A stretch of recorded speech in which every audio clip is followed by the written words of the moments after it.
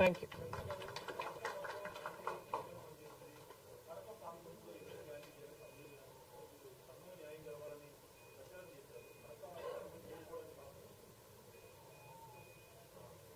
Kadapa situation is a different situation because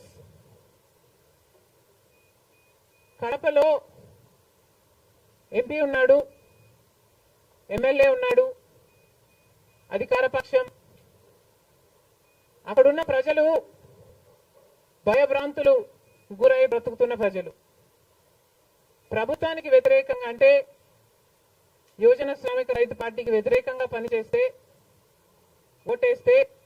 ఓటేస్తామని తెలిస్తే మాకు వచ్చే స్కీములు పోతాయి, అవి కాకుండా మా మీద కేసులు పెడతారు, దాడులు చేస్తారు అన్న భయం కూడా ప్రజలలో ఉంది.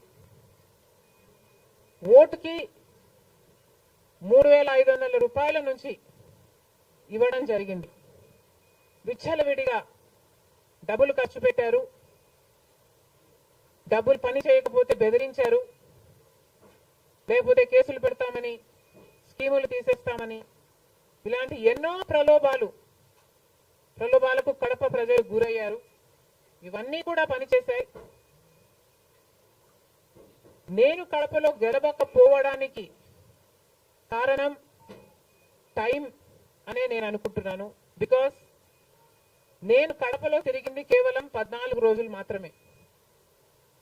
14 రోజులు క్యాంపెయిన్ చేశాము, మిగతా టైం స్టేట్ వైడ్ క్యాంపెయిన్ చేశాము.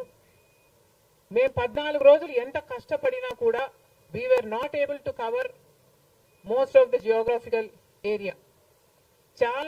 చాలా మటుకు రూరల్ ప్రాంతాలలో కనీసం రాజశేఖర రెడ్డి బిడ్డ పోటీ చేస్తుంది అన్న విషయం కూడా చాలా మందికి తెలియలేదు. మేము పోటీ చేసింది కూడా ఎలాగైనా సరే